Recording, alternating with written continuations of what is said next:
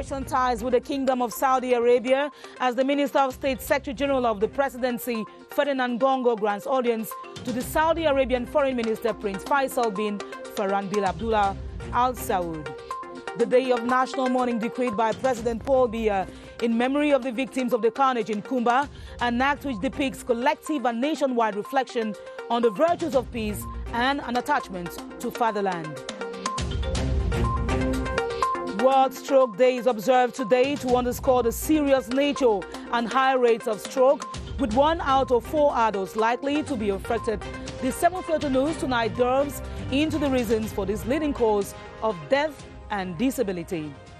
Thanks for joining us. Those were the headlines of the 7:30 News.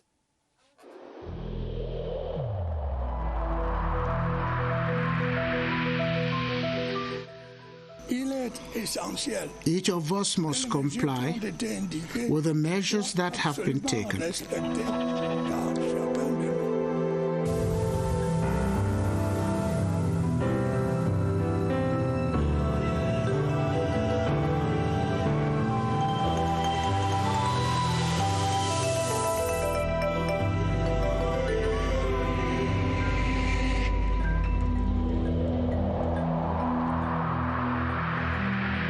Relations between Riyadh and Yaoundé have been deepened as the Minister of State, Secretary General of the Presidency of the Republic, Ferdinand Gongo, grants audience to the Saudi Arabian Foreign Minister, Prince Faisal bin Farhan Abdullah Al Saud.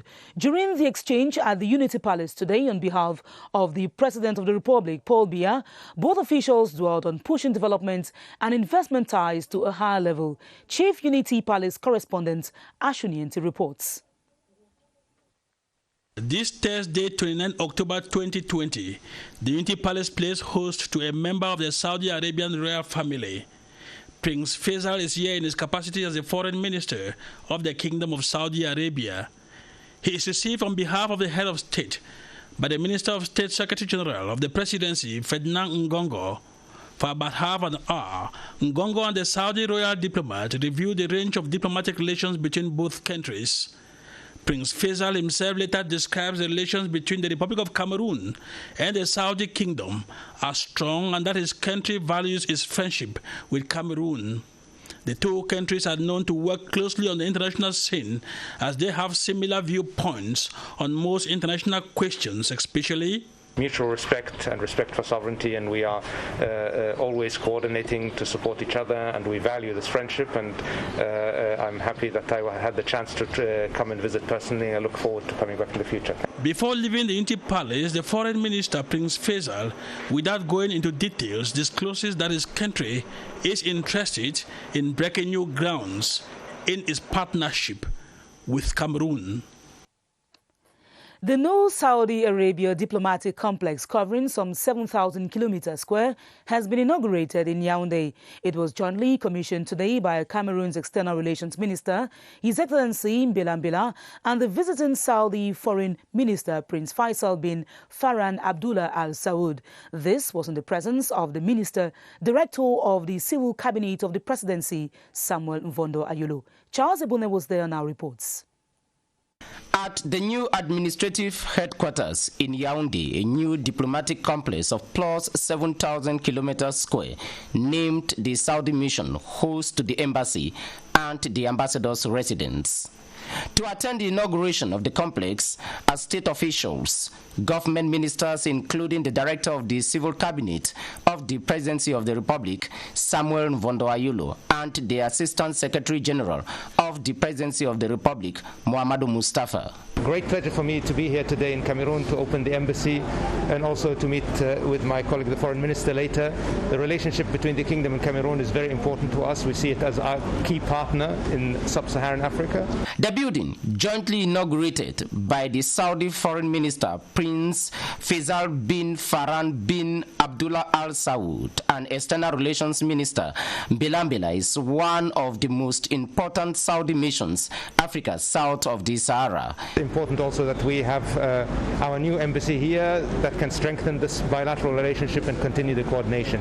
Very happy to be here in Cameroon, and I hope to visit many times. Over the years, the Saudis have invested plus 40 billion CFA francs in Cameroon learned at an audience at the Ministry of External Relations with the Cameroonian diplomatic establishment, the future of the cooperation between Yaoundé and Riyadh was furthered. On to this developing story, the Brazzaville de Gaulle colloquium has ended in Congo with far-reaching resolutions to valorize the contributions of the African continent in the development of the globe. Prime Minister Joseph John Gute, representing the head of state, His Excellency Paul Biya, used the outing to call on Cameroonians resident in Congo to be worthy ambassadors of their country. This was in separate audiences to political and ethnic groups, business persons and personnel of international organizations. Christian Chatham has the details. After 2 days of discussions, the historians and researchers agreed that it is imperative for Central African heads of state to pump more funds into research about their shared history with France. They have urged leaders to assist researchers have access to archives in both national and international centers and to accompany them during the publication of their works. To the Republic of France, the historians recommend the teaching of the shared history between France and Equatorial Africa in French schools, as well as the erection of a statue in France to honor the memory of African soldiers who died in different parts of the world defending the ideals of a free France. To fellow historians and researchers in Central Africa, the De Gaulle Brazzaville colloquium has encouraged them to continue digging into the past in order to throw more light on their history. The French ambassador to Congo, who represented his country at the closing ceremony, said France has no interest in hiding historical facts. He said the shared history of France, Congo, and Africa is a unique story which belongs to all generations. The De Gaulle Brazzaville colloquium was a high-profile event attended by heads of state and heads of government of the sub-region, as well as the Secretary General of La Francophonie. President Paul Biya, for his part, was personally represented by Prime Minister, Head of Government, Joseph John Gute. In one of our top stories, Saturday, October 31, 2020, has been declared a day of national mourning in memory of victims of the massacre at the Mother Francisca International Bilingual Academy. The day decreed by the President of the Republic, Paul Biya, is a translation of the nation's compassion and solidarity with the affected families. It will be a moment to reflect on the country's peace and how it can be fostered and consolidated. Constantine Baum reports on the importance of the day. It is not the first time for Cameroon to observe a day of national mourning. Saturday's day of national mourning has its own significance. With the Kumba situation, these are innocent children wounded and killed in school, and not by a natural disaster. These children were killed by armed individuals, and those who survived are still affected by the shocking attack. This did not only shock the entire nation, but the international community. The magnitude of the incident surpasses other natural disasters. According to anthropologists, our African culture doesn't give a lot of significance to the death of children. In Africa, we don't mourn children the way we mourn adults. If the head of state declared a day of mourning for them, it means the children were destined for greatness, as they were killed on a Saturday in school learning, looking for extra learning hours without any fear to build their future. Saturday, October 31, will enable Cameroon come as one to offer their deepest condolences to the families of the children killed.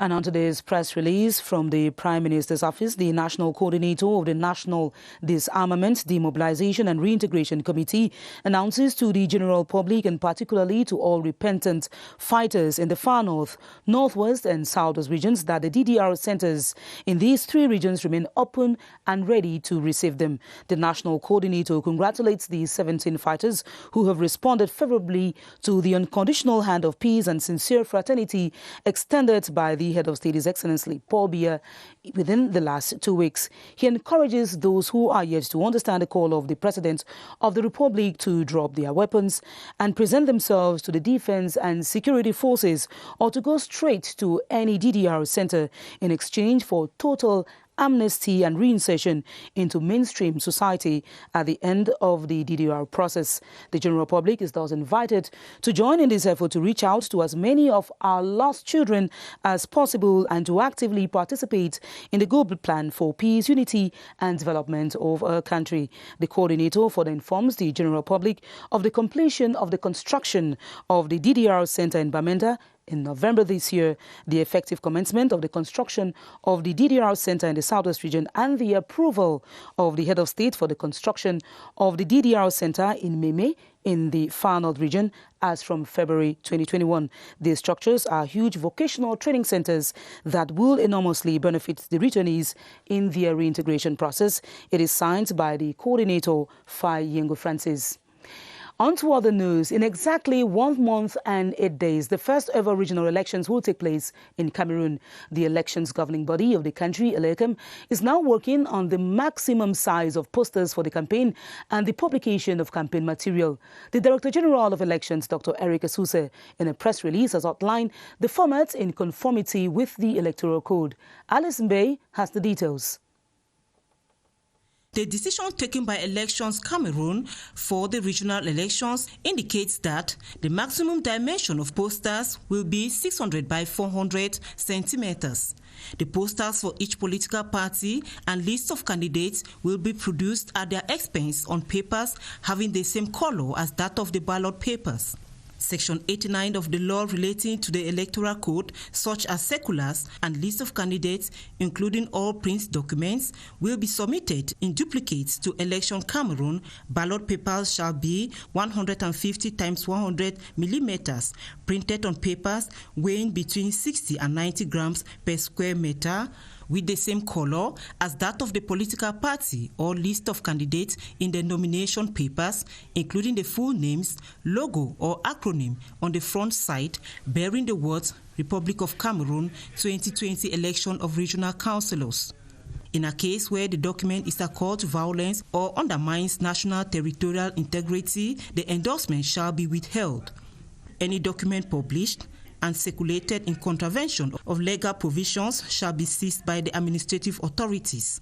A circulation of campaign ballots, articles and campaign materials in a polling station shall be forbidden on election day. In health news, Cameroon joins the international community to observe World Stroke Day, which focuses on the prevention and treatment of the condition. With 1 out of 4 adults likely to have a stroke in their lifetime, health studies show that even children are today affected. Cynthia Saptala reports on some of the causes of this non-communicable disease and how it can be prevented in our society. Like any cardiovascular disease, strokes happen after a long period of gradual deposition of what medics term as fat tax in the blood vessel. With one of the leading causes being hypertension, they say 3 out of 10 persons in Cameroon are at risk, with contributing factors like stress. Once the pressure increases and that pressure that is flowing through the veins or the arteries exceeds the resistance of the artery, it's going to burst. And what happens? You have bleeding in the brain. Referred to as a silent disease, strokes occur fast. 90% of the time, we don't have any symptoms. We can prevent strokes. What you can do is simply to adjust your lifestyle. First, it's our diet. Come for regular checkups. With time being of the essence, a person having a stroke must be in the hospital under an hour for treatment. The first therapy that is done is called recombinant thrombolytic therapy. And this can be done after the person having a stroke has had what we refer to as a CT scan. There are also drugs given to those who've suffered from a stroke, drugs that will last a lifetime in addition to physiotherapy. Health experts warn that those who've recovered still have greater chances of having another.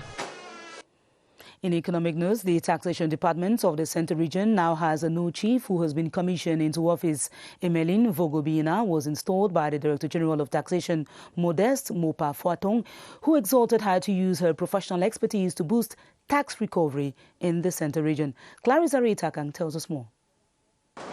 For the new chief, the major challenge will be to play a strategic role to broaden the tax base. Emmeline Vogo-Bina will equally have to ensure that the dematerialization process is effective and that fiscal control is rationalized. To achieve this, taxation boss Modeste Mopa Fatweng recommended acute leadership skills to bring all collaborators on board with a common vision and mission to accomplish. The Director General spelled out my roadmap and the vision which I have the obligation to fulfill.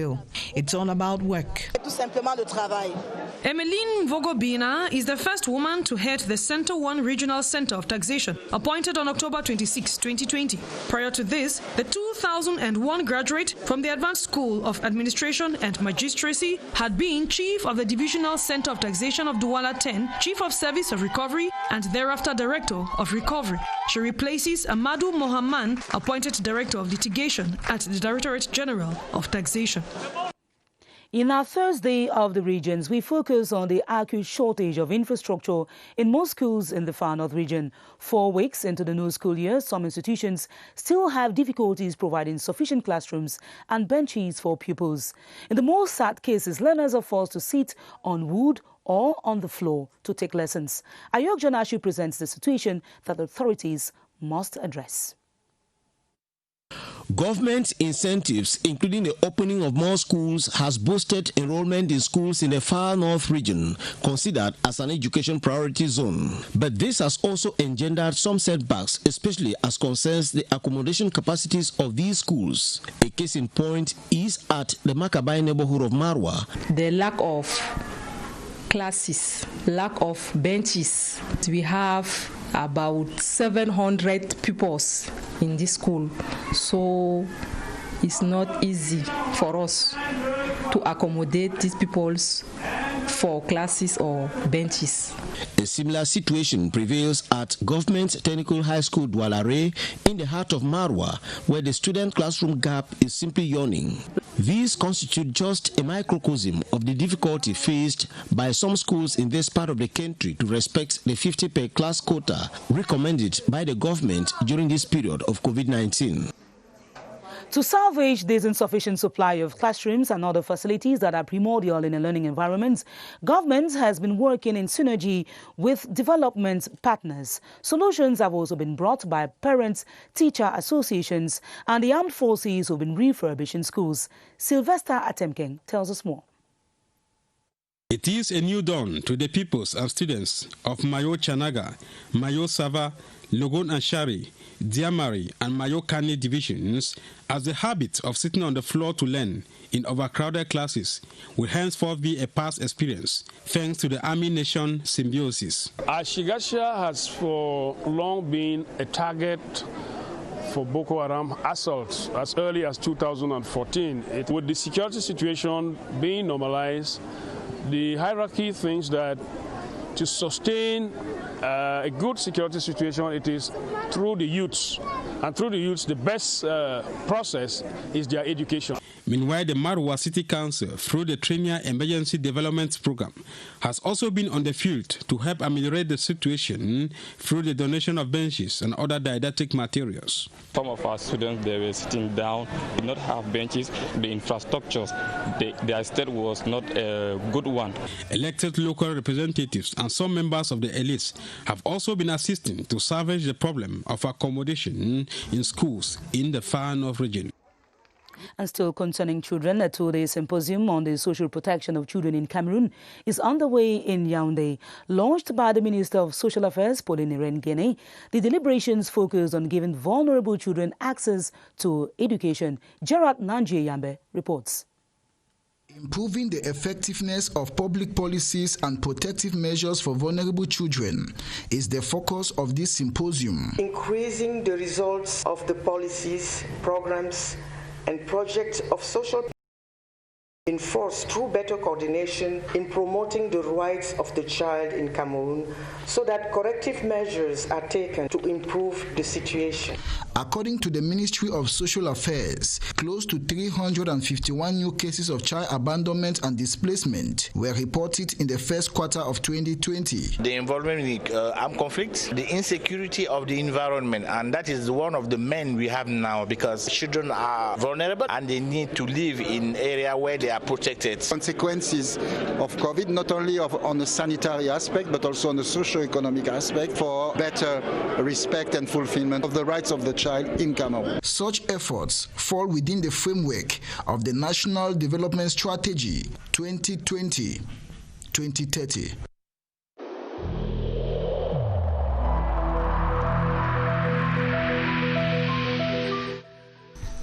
The wearing of face masks in public places will be mandatory until further notice.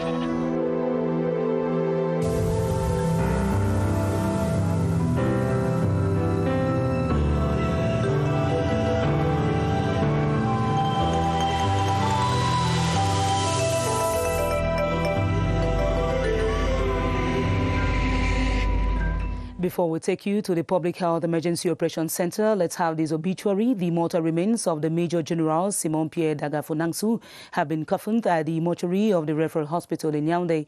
The 86-year-old general of the 2nd Section of the Cameroonian military was given military honors. As we hear this report by Kilian Dandifon. An extract from the quotation text of the President of the Republic, raising Major General Simon Pierre Dagafonangsu posthumously to the Cross of the Military Order of Cameroon, describes him as a noble general, patriotic and loyal to the institutions of the Republic, who always assumed with zeal and dedication all responsibilities entrusted to him by the High Command. On behalf of the President of the Republic and by virtue of the powers bestowed on us, we posthumously decorate you with the Cross of the Military Order of Valor of Cameroon. The commitment of the late Major General was resounding in the military honors and eulogy at the Military Headquarters Brigade in Yaoundé, read out by Army General Controller Major General Kamin Kwa Atenga, batchmate of the deceased. The late Major General will be buried on Saturday in his hometown, Yabgwa, in the far north region.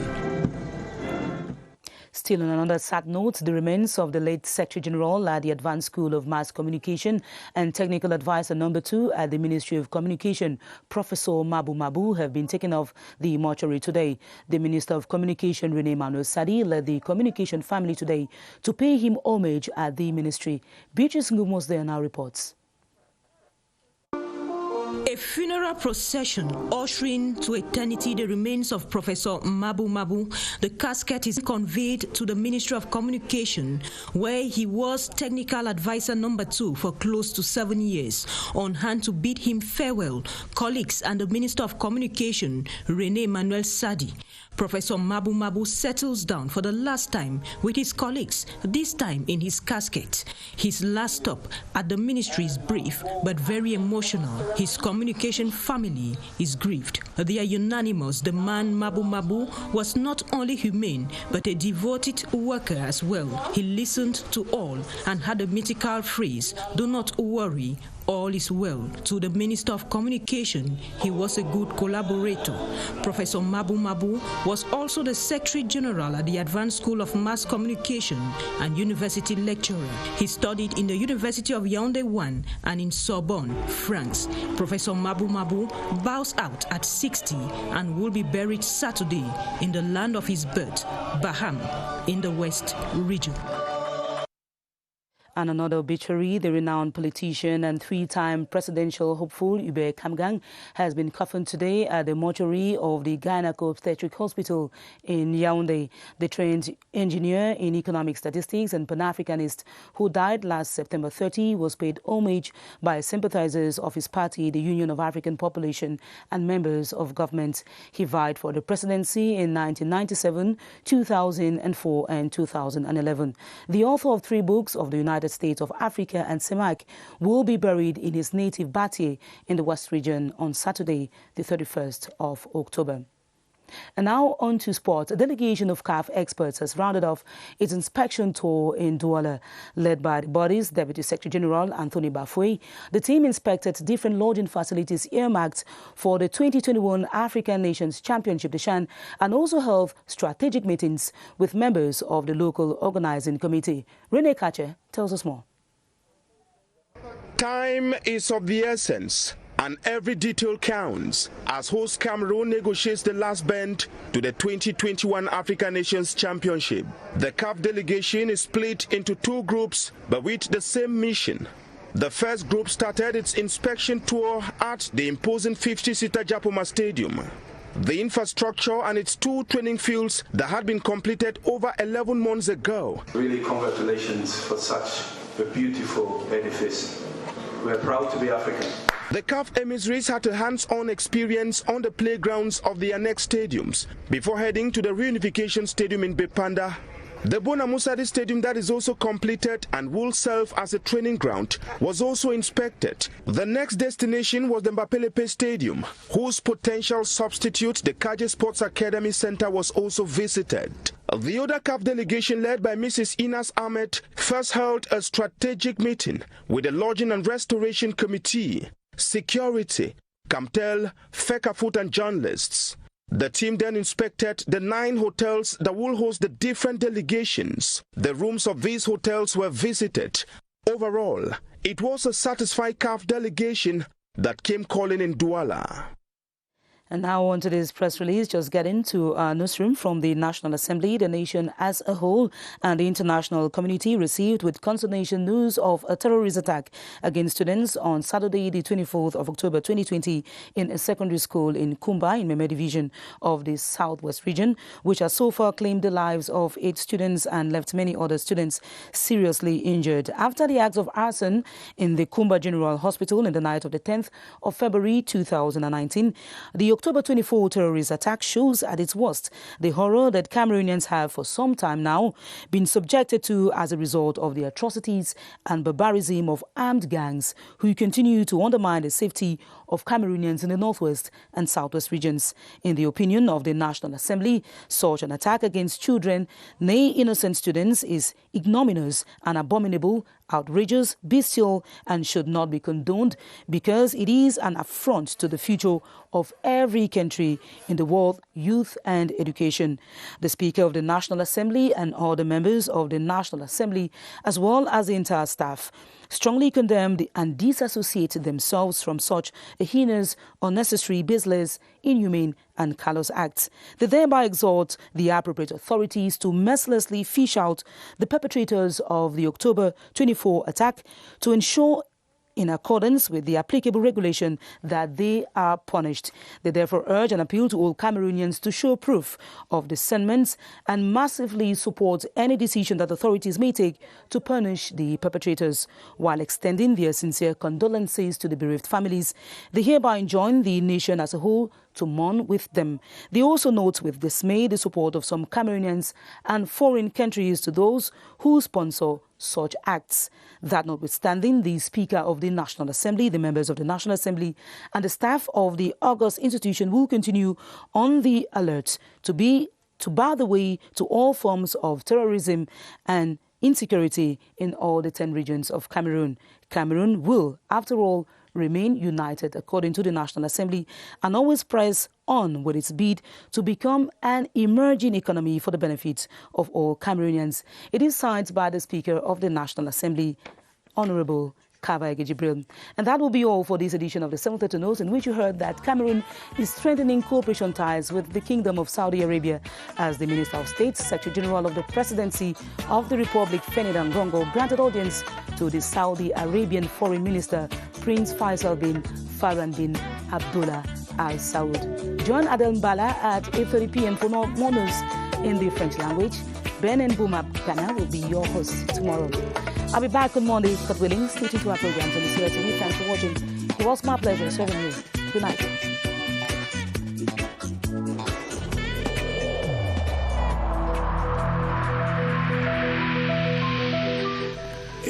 In this connection, we should avoid stigmatizing